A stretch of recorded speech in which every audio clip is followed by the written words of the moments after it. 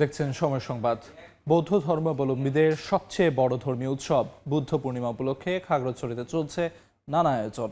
এই মুহূর্তে জনবল বৌদ্ধ বিহারে আছেন রিপোর্টার জিতেন বড়ুয়া। সরাসরি যাচ্ছি তার কাছে। আজ বৌদ্ধ সম্প্রদায়ের অন্যতম ধর্মীয় উৎসব শুভ বুদ্ধ পূর্ণিমা।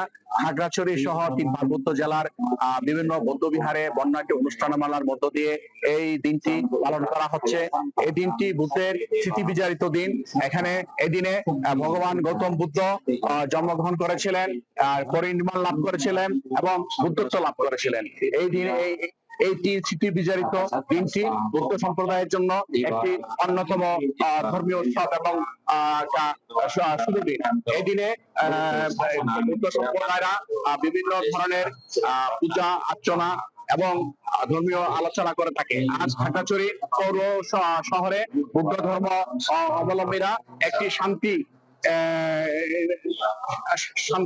শোভাযাত্রা, মঙ্গল শোভাযাত্রা বের করে। এই শোভাযাত্রাটি খাগড়াছড়ি পানখাইয়াপাড়া বটতলা এলাকা থেকে শুরু হয়ে খাগড়াছড়ি পৌর শহরের জনবল বৌদ্ধ বিহার এলাকায় এসে শেষ হয়। পরে জনবল বৌদ্ধ বিহার এলাকায় এক ধর্মীয় আলোচনা সভা অনুষ্ঠিত হচ্ছে।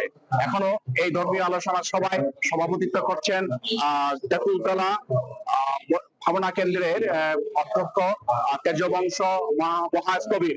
আজ এই দিনটির জন্য বৌদ্ধ সম্প্রদায় সকলের জন্য মৈত্রী এবং হিংসা বিদ্বেষ ভুলে সৌভাতৃর বন্ধন দিয়ে এই দিনটিকে তারা পালন করে আছে। এই ছিল আমার কাছে সর্বশেষ